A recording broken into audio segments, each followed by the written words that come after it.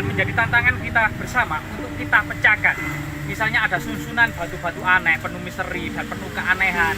Bahkan di sini kita sebab apa ya, batu yang kotak ini dan besar ini menjadi situs religi oleh masyarakat. Buktinya adalah perjumpaan yang ada di depan kita ini ya. Ini adalah perjumpaan. Jadi kemungkinan ini masih batu memiliki nilai historis, nilai magis, termasuk kemudian nilai tradisi-tradisi masyarakat prasejarah ya, termasuk masyarakat kuno. Selain itu memang pasang surut sejarah dan lika-liku peradaban itu ya, sebelum masuk dan berkembangnya agama Hindu dan Buddha ke Nusantara, masyarakat Nusantara itu penganut animisme, dinamisme, termasuk penganut kabuyutan, kapitayan. Tapi dalam hal seperti itu jangan salah paham, karena leluhur kita sudah mengenal Tuhan yang Maha Esa yang dikenal dengan Sang Hyang Tunggal. Jadi ini bukan Tuhan impor, karena menggunakan bahasa Melayu kuno, yaitu rumpun bahasa tertua di Nusantara, yaitu Melayu kuno, Sang Hyang Tunggal ya, yang sampai saat ini masih kita kenali, atau Tuhan yang satu. Dan di depan kita ini ada jejak-jejak megalitik neolitik peradaban batu besar. Diduga peradaban ini berumur lebih dari 4.000 tahun silam, karena masyarakat Melayu, Proto Melayu itu membawa peradaban batu besar ini ke Nusantara sejak 2.500 tahun sebelum Masehi. Bukti kalau ini adalah peradaban besar pada masa lalu atau jejak-jejak monumental. Disinilah ada batu lumpang ya, kita bersihkan lumpurnya dan air-air yang menggenang yang ada di dalamnya, termasuk sampah-sampah yang ada di dalamnya ya. Ternyata di sini kita mendapati sebuah lumpang batu atau mortar stone. Kemungkinan lumpang batu ini tidak terlalu dalam, juga tidak terlalu besar. Kemungkinan lumpang batu ini bukan digunakan untuk menghaluskan biji-bijian, menghaluskan rempah-rempah, menghaluskan dedaunan, umbi-umbian, untuk kemudian menyediakan makanan oleh para wanita-wanita terdahulu. Melainkan lumpang ini memiliki lubang yang sedikit dangkal, lebih kecil. Kemungkinan ini sebagai peringatan ya, atau juga lambang kesuburan, termasuk kemudian tempat duduk arwah-arwah leluhur, tempat menaruh sesaji, termasuk kemungkinan untuk semacam mengikat binatang kurban.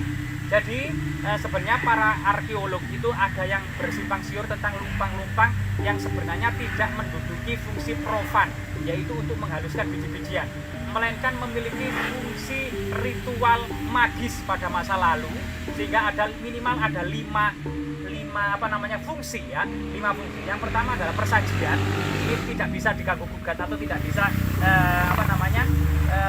dibantah lagi ya. Yang kedua peringatan, yang ketiga adalah kurban, yang keempat adalah tempat duduk arwah-arwah leluhur, dan yang kelima adalah merupakan pengorbanan, haji pengorbanan. Sehingga kemudian lumpang batu ini pasti kemudian berhubungan dengan batu yang ada di sebelahnya. Malah batu yang besar ini malah mirip seperti naga raksasa yang bertapa membatu. Di sampingnya juga adalah The Great Dolmen atau meja batu raksasa, juga menduduki fungsi persajian ya, menduduki fungsi persajian. Dan batu ini merupakan satu kesatuan dari lumpang batu, batu dolmen ya.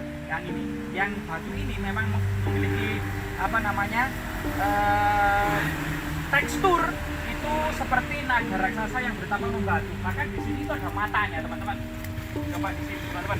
Nah, di sini memang batunya sangat halus sekali ya. Bahkan di sini semacam ada yang diratakan, berbentuk seperti gunung, atau mungkin mirip dengan gunung Pelirang yang ada di sebelah ini ya. Dan ini jelas-jelas ada matanya, dan ada alisnya, dan ada bulu matanya. Mungkin kamera bisa mendekatkan kalau di sini memang ada matanya, sehingga kemudian sebagian masyarakat menganggap ini adalah kepala ular naga raksasa yang bertapa membatu, teman-teman. Dan di sini akan terlihat dan kentara sekali, teman-teman. Nah, di sini semacam ada kepala dan leher dari ular tersebut gitu ya. Dan ini ada simbol-simbol prasejarah ya, ada gores-goresan tertentu yang mungkin memiliki makna magis ya, mengasah senjata pada masa lalu sebelum berburu, sebelum kemudian berperang, atau kemudian untuk ritual-ritual magis tertentu. Dan di sini coba kita lihat ya, ini ada batu dolmen yang lebih kecil. kemungkinan di sini untuk menaruh semacam takiran persajian pada masa kuno ya. Jadi persajian ini sesuatu yang sangat unik ya, sangat nusantara banget. Muncul di era prasejarah, yaitu sekitar 2500 sebelum Masehi, era Kruto Melayu. Kemudian diteruskan pada masa Kruto Melayu, yaitu kebudayaan Gongson ya. Di situ ditandai dengan kebudayaan Moko, Candra, Sanak Nekar, Kapak Corong. Namun kemudian persajian ini terus berlangsung hingga muncul dan berkembangnya peradaban Hindu-Buddha. Persajian masih berlangsung di candi-candi. Bunga-bunga wewangian, perjumpaan, kemenyan, pinang, daun sirip, buah-buahan, dan termasuk nasi, lauk pauk ini disajikan.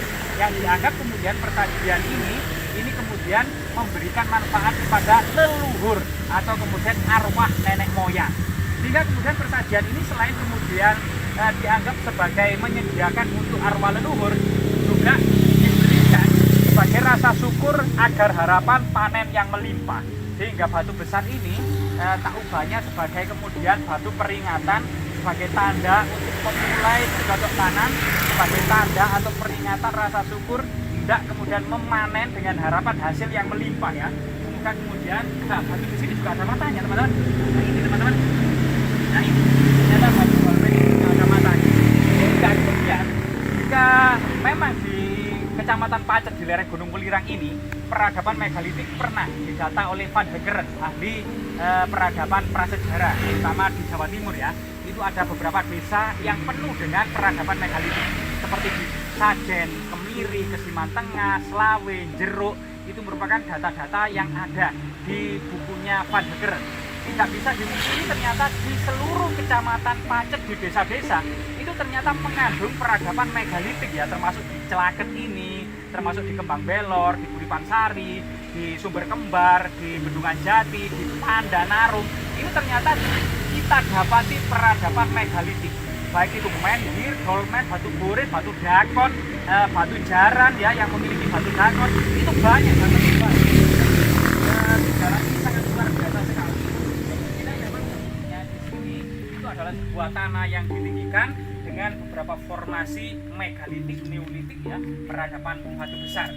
Semoga kemudian peradaban ini terus menjadi peringatan, terus menjadi pelajaran, dan terus menjadi bukti historis tentang eksistensi masyarakat prasejarah 2500 tahun silam atau 1500 tahun sebelum Masehi. Jadi jauh sebelum kemudian berkembang peradaban Hindu-Buddha di abad ke-8 ke-9 Masehi maupun kemudian Majapahit di abad ke-13 dan ke-14 Masehi. Semoga bermanfaat.